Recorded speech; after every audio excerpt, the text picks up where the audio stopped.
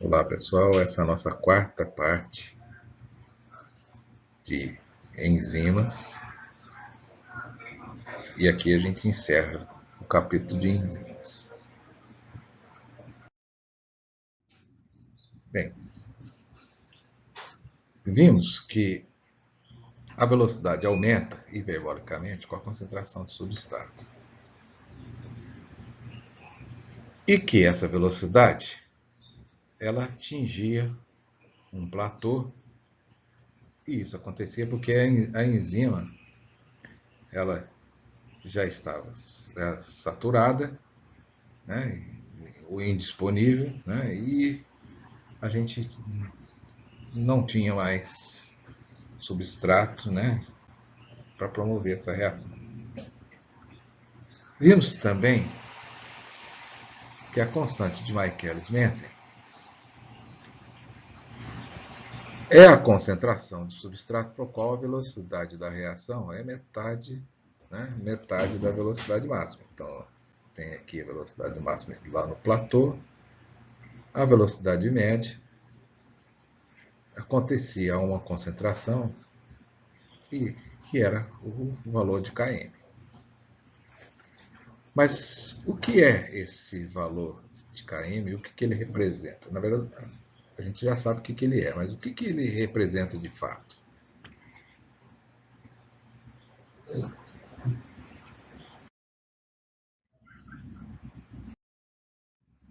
A gente viu que se a gente tomasse concentrações diferentes, eu tinha velocidades, eu alcançava velocidades máximas também diferentes. Ou seja, a minha velocidade máxima, né, ela dependia da concentração. Ela era, né, a velocidade, ela variava em função da concentração. Imagina que uma concentração de substrato baixo, uma concentração média e uma concentração alta. Essa primeira curva, aonde está o km dela? Bom, aí a velocidade de mudança dela é aqui onde eu estou com o cursor. Se eu pegar metade dessa distância, eu encontro a velocidade média dessa curva em vermelho. Andando para cá, eu encontro o valor de K1, que é nessa posição aqui. Se eu fazer o mesmo raciocínio para a curva onde a concentração é média, então eu tenho aqui a velocidade máxima dela é aqui. Se eu tomar o ponto médio, eu encontro isso. Então aqui eu tenho a velocidade média nessa concentração. Se eu encontrar a concentração onde eu tenho essa velocidade média, eu acho esse valor de km. Então, e assim por diante. Né? Mesma coisa aqui em cima. Se eu pegar lá, velocidade máxima, a metade daqui, eu acho o valor de km. Se eu ampliar isso aqui, eu percebo o seguinte, que para diferentes concentrações, eu tive diferentes valores de km. A concentração onde a velocidade é menor, que é em vermelho, né? Então eu obtive menor velocidade nessa concentração de substrato. E eu percebo que nessa concentração de substrato eu tinha um km maior. À medida que eu aumento a concentração de substrato, eu aumento a velocidade final, velocidade máxima. Mas eu diminuo o km. Então, a concentração que eu tinha velocidade máxima era essa representada em verde. E aí eu observo o seguinte, que ele é o menor valor de km. Então, quanto menor o valor de km, né, maior corresponde.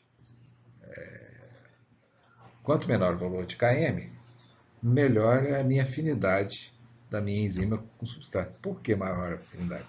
Porque eu vou atingir velocidades máximas maiores. Então, o valor de km, na verdade, ele é um parâmetro para a gente medir a afinidade de uma enzima com substrato. Quanto menor o valor, maior é a afinidade. Quanto maior é a afinidade, maior é a interação do meu substrato com a minha enzima e eu vou atingir platôs mais altos. Então, quanto menor o valor de Km, maior é o platô. É isso que a gente está vendo nesse gráfico aí.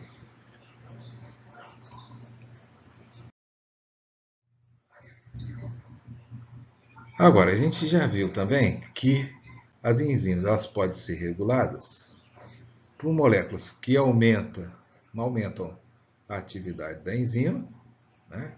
São as chamadas ativadoras. Então, as moléculas ativadoras aumentam a atividade ou a velocidade enzimática. Mas existe moléculas que fazem um efeito contrário, ou seja, moléculas que diminuem a atividade enzimática. Se ela diminui a atividade enzimática, a gente chama essas moléculas de inibidoras. Elas são, na verdade, inibidoras da atividade enzimática. As moléculas que aumentam são os catalisadores, que podem ser de origem metálica ou pode ser de origem orgânica. Se for de origem metálica, são sais minerais. Geralmente, se for de origem orgânica ou coenzima, são as vitaminas. E aí eu tenho como exemplo a vitamina A, o ácido fólico, a vitamina B1, a vitamina C. Né? Na verdade, né, essas vitaminas que estão aí mostradas nessa tabela aí são as coenzimas. E aqui os sais minerais, pode ser o ferro, o cobre, o potássio, o manganês, o molibdênio, o níquel e o selênio, são as metaloenzimas.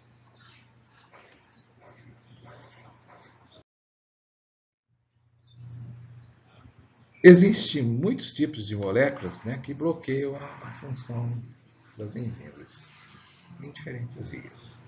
Ou seja, existem diferentes tipos de inibidores. Mas eles podem ser classificados em dois grandes grupos. Os inibidores reversíveis, que são aqueles que inibem a enzima, né, ou diminuem a capacidade da enzima, né, de ligar ao substrato, ou seja, enfraquece a atividade catalítica, mas essa inibição ela é transitória, ela não é uma transição permanente, é uma inibição permanente.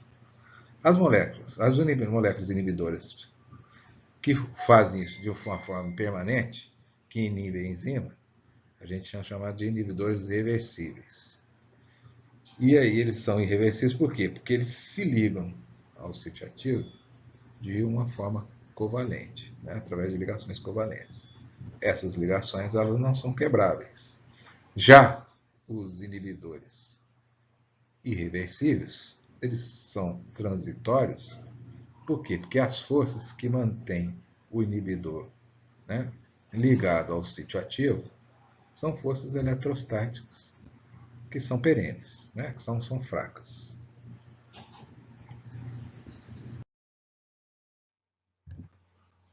Além disso, a gente pode ter dois tipos de inibidores: o isostéricos e o alostéricos. Estéreo significa espaço.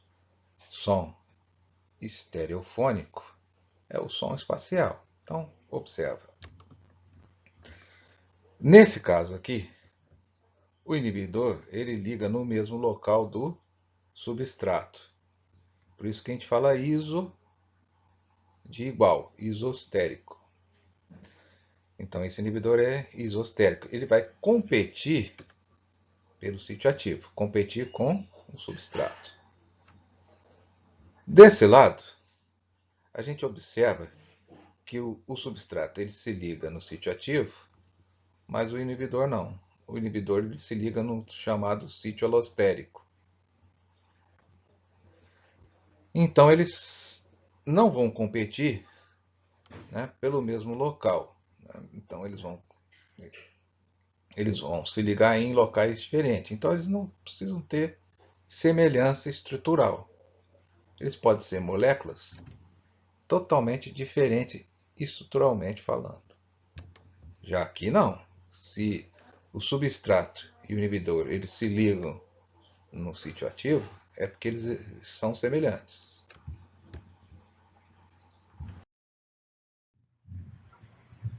Bom, a inibição reversível ela pode ser competitiva, não competitiva, incompetitiva e mista. A inibição reversível ela ocorre quando o inativador, o inibidor, ele se liga covalentemente à enzima, ou quando o próprio substrato, por ser muito energético, ele desconfigura o sítio ativo. Então, nesse caso, tanto na ligação covalente, que não pode ser desfeita, e na desconfiguração do sítio ativo, de uma forma permanente, eu tenho uma inibição reversível. Em relação a esse gráfico, vamos tentar entender um pouco melhor. A reação normal, né, ela ocorre aqui na linha verde. A inibição competitiva, ela atinge a mesma velocidade máxima de uma reação normal. Por que isso acontece? Isso acontece porque o inibidor ele tem uma estrutura muito semelhante ao meu substrato. Ele se liga ao sítio ativo, mas sem provocar nenhum tipo de alteração no sítio ativo. Como as interações que ligam o inibidor ao sítio ativo são forças eletrostáticas, forças muito fracas, uma perturbação no meio tira o inibidor do sítio ativo. Então, qualquer perturbação que aconteça no meio pode tirar o inibidor do sítio ativo, deixando a enzima da mesma forma, né, sem nenhuma alteração. Por quê? Porque ela não foi alterada, nem na presença do inibidor. Ou seja, ela volta a ter um poder, né, de reação que tinha antes. Então ela vai chegar a atingir a velocidade máxima também. Só que com um certo atraso. Por quê? Porque o inibidor atrasou, né, essa taxa de reação. Como há um certo atraso, há uma certa diminuição no declive dessa curva. E essa curva ela fica, né, com menor curvatura. Então a declividade aqui diminui. Por quê? Porque há um certo atraso, né, para chegar na velocidade máxima. Mas vai chegar na mesma velocidade máxima de uma reação normal. No caso da inibição não competitiva, o inibidor ele não se liga no sítio ativo, ele se liga no sítio alostérico. E quando ele liga no sítio alostérico, ele altera, né, a estrutura tridimensional do sítio ativo. Ou seja, ele modifica o sítio ativo. Essa modificação, né, impede, né, que a enzima tenha o mesmo tipo de afinidade com o substrato que tinha antes. Então ela perde afinidade com o substrato. Ou seja, o Km dela, ele aumenta, né? Então a afinidade dela diminui. Então, diminuindo a afinidade, a taxa de reação diminui. E então a velocidade média, ela nunca, jamais vai ser igual à de uma reação normal. Né? Ok? Vamos observar cada caso. Então, observa aí. Essa é a reação normal sem a presença do inibidor. Então, o substrato veio, foi quebrado. E foi quebrado em duas moléculas. Então, essa aí seria então uma reação de hidrólise. Ok. Agora observa.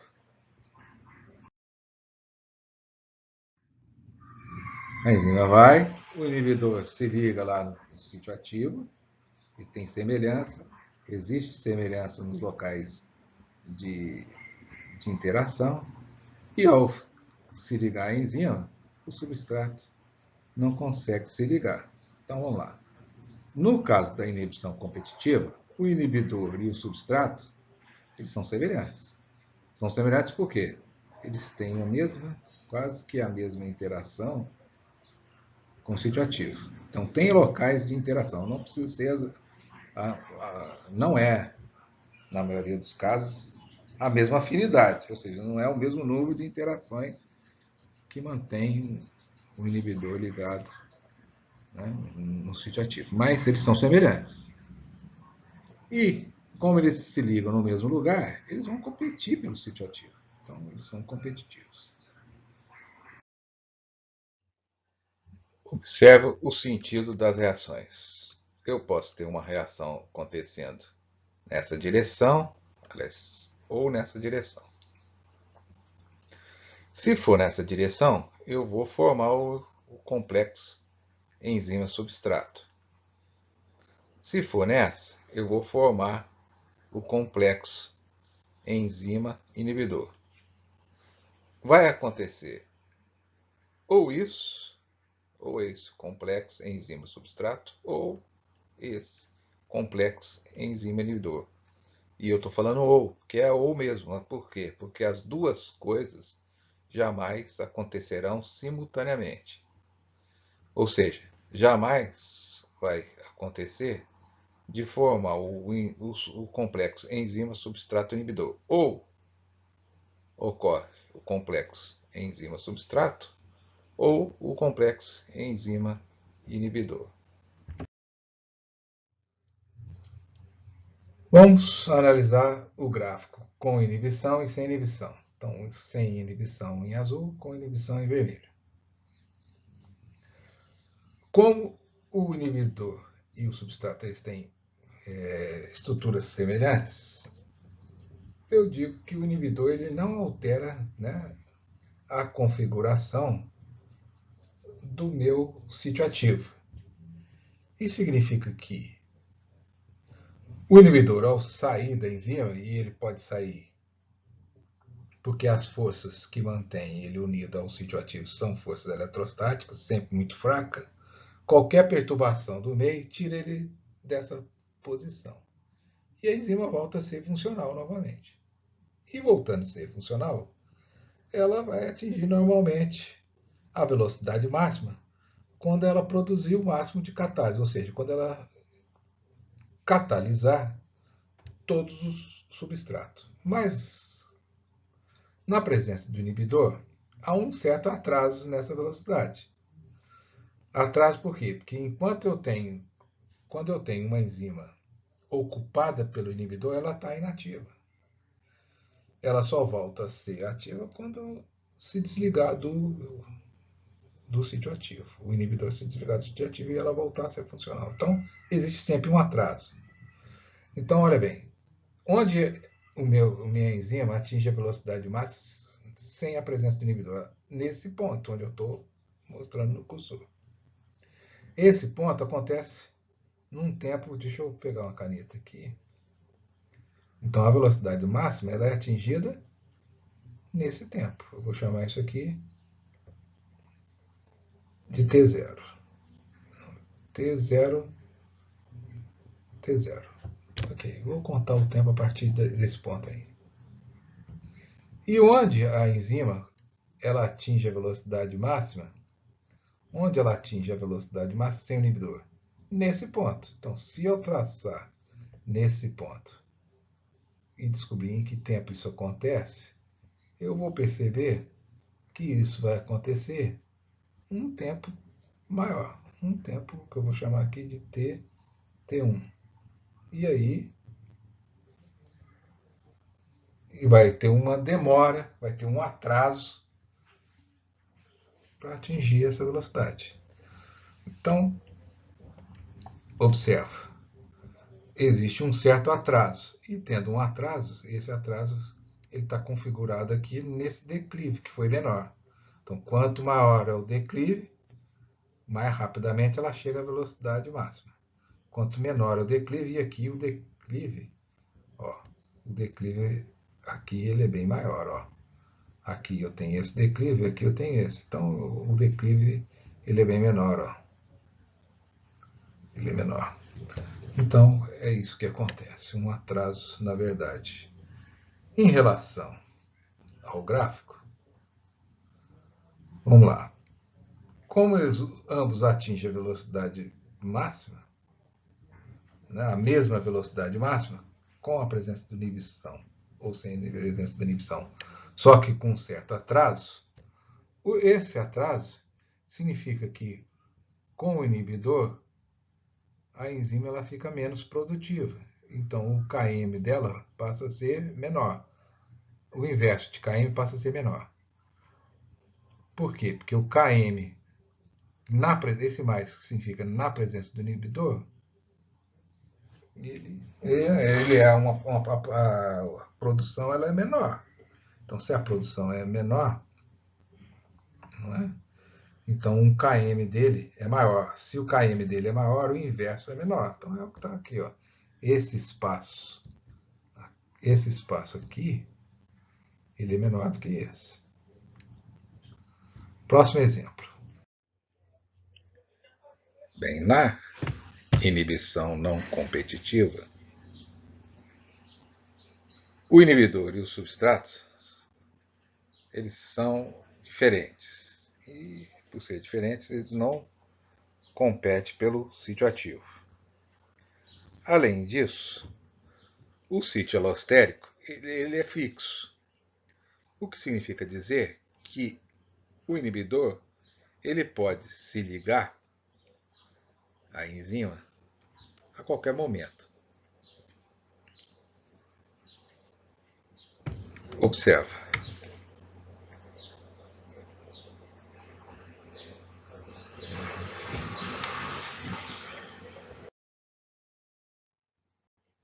Nesse caso, o inibidor ele liga num sítio diferente do sítio ativo e ele, como o inibidor, o sítio alostérico, né, ele é pré-formado, então o inibidor ele pode se ligar tanto à enzima quanto ao complexo enzima substrato e formar o complexo enzima inibidor substrato, né, que bloqueia, né, a reação de catálise.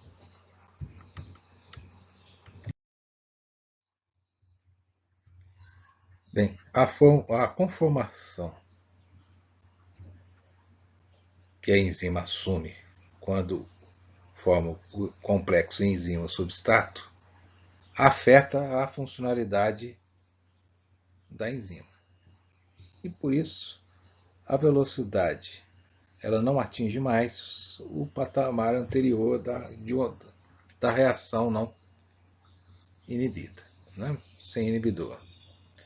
Então há sempre uma diminuição toda vez que forma o complexo enzima-substrato, vai ter uma redução da velocidade máxima, né, da enzima. Entretanto, como o meu sítio alostérico ele já está pré-formado, a enzima não tem que sofrer alteração nenhuma para que haja um encaixe perfeito entre o inibidor e a enzima. O inibidor ele não afeta, na verdade, o valor de Km. Então, o valor de Km, nesse caso aí, ele é o mesmo.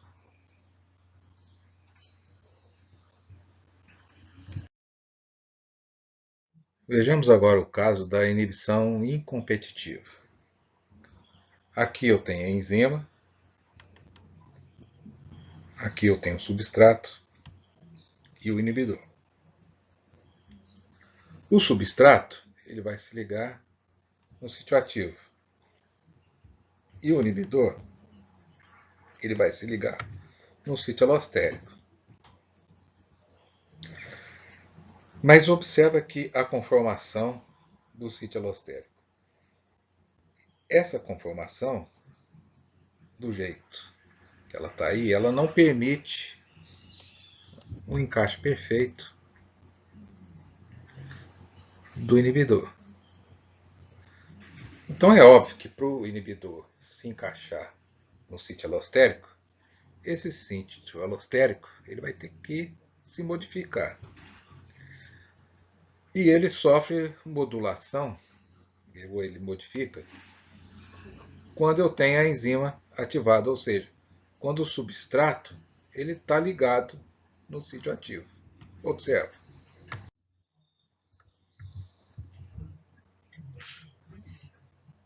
A enzima recebe o substrato. Quando recebe o substrato, ela modifica. E ao modificar, aí o sítio alostérico vai ter a conformação complementar do inibidor. E aí ele se liga.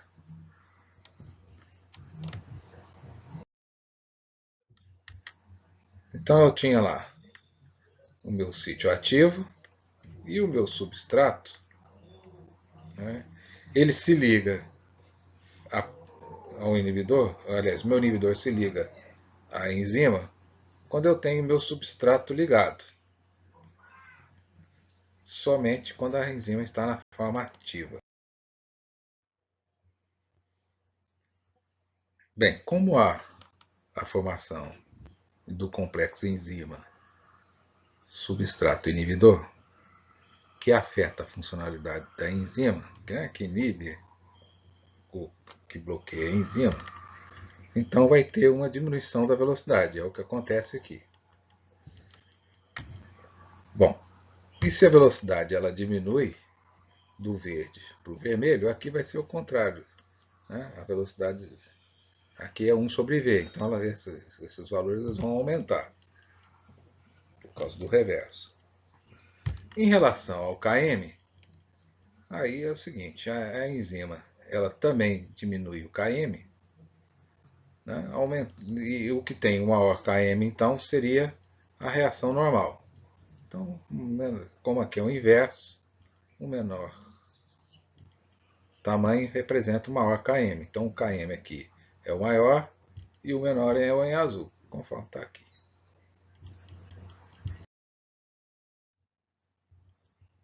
Na inibição mista, o inibidor e o substrato eles são diferentes porque eles se ligam em locais diferentes. E, como eles são diferentes, eles não vão competir pelo mesmo sítio ativo. Agora, nesse caso, o inibidor ele se liga tanto na enzima livre quanto no complexo enzima-substrato.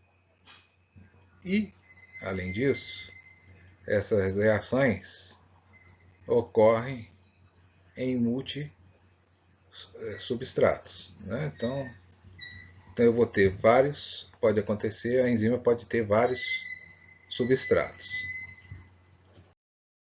Observa a animação. Eu tenho a minha enzima e eu tenho o meu sítio alostérico. Ele já está pré-formado e isso permite com que a enzima se ligue ao mesmo tempo que o substrato. Então, o que vai acontecer? Ó, meu inibidor ele pode se ligar à enzima ou ele pode se ligar ao complexo enzima-substrato. Mas quando forma o inibidor, que é o complexo enzima-substrato inibidor, há um bloqueio do meu substrato.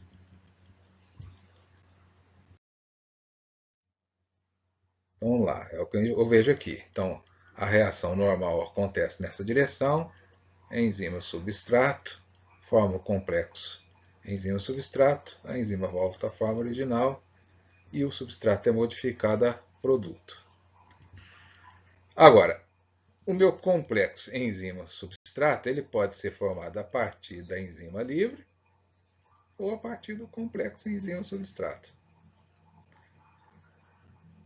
E na inibição mista, vai existir uma diminuição da velocidade, porque há a formação do complexo enzima-substrato, e há uma diminuição também, né, no meu valor de Km. A única diferença é que essas linhas elas vão se cortar, né, fora do eixo principal e do eixo secundário.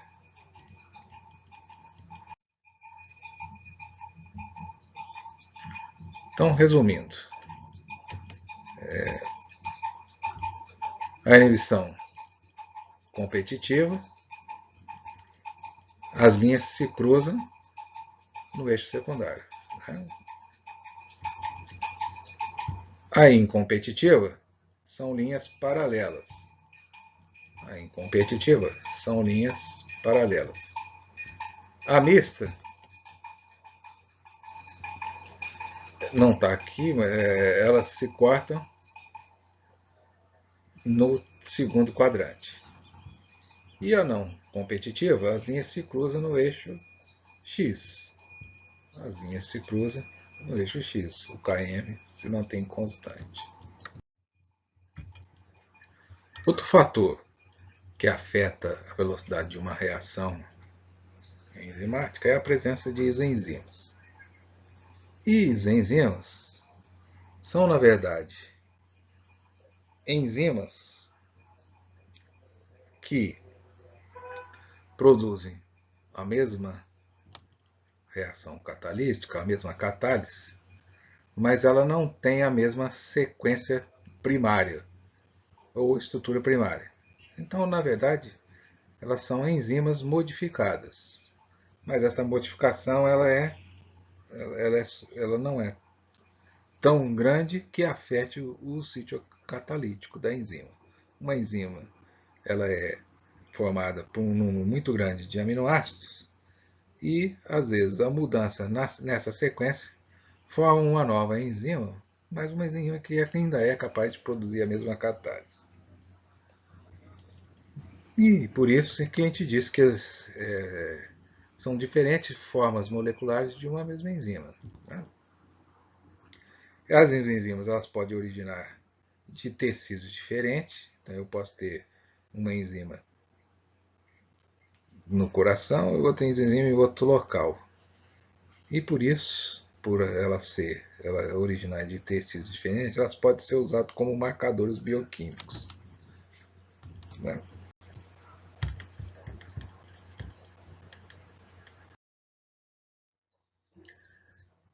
Bem, os enzimas são formados por várias cadeias peptídicas, né, associadas em múltiplas subunidades, ou seja, elas possuem uma estrutura quaternária ativa. E elas são usadas como indicadores moleculares pela sua facilidade de identificação. Então, vamos lá.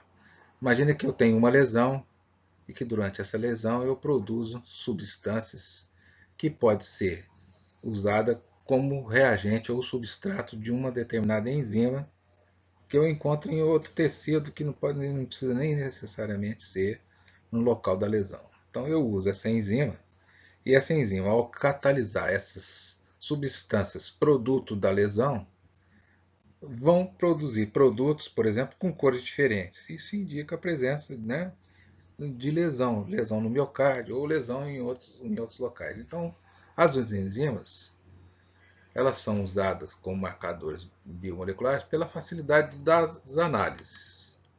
Não interessa para a gente aqui o mecanismo de cada uma delas, mas algumas, só para citar, algumas estão lá. Eu tenho, por exemplo, a glutamil transpeptidase, elas vão diagnosticar lesões hepáticas, né, ligadas a ao álcool. A TGO, transaminase glutâmio oxalacética, ela é usada para indicar hepatite viral aguda, por exemplo. Estou dando alguns exemplos. A fosfatase ácida, ela é usada para o tratamento de câncer de próstata. E assim por diante, né? Por exemplo, a TGP, que é a transaminase glutâmico pirúvica, ela é indicada para indicar a lesão hepática, né? No problema no fígado, lesão no fígado, cirrose. A TGO, transaminase glutâmico oxalacética, ela é indicada para indicar câncer, né? Metástases hepáticas ou infarto agudo no miocárdio. Então, as enzimas, e aqui eu só citei alguns, tem várias enzimas usadas para diversos exames bioquímicos. Também elas são substâncias que afetam a velocidade de uma reação enzimática, justamente porque ela produz o mesmo substância que produz uma enzima original. Então ela aumenta a quantidade de produto e velocidade de uma reação é o número de mols de produto por unidade de tempo. Se eu aumento o número de mols de produto, eu aumento a velocidade da reação. Então as enzimas aumentam a velocidade enzimática. Bem, pessoal, com isso a gente termina o capítulo de enzimas e na próxima aula a gente continua mais falando de glicídio. Até lá, um abraço grande.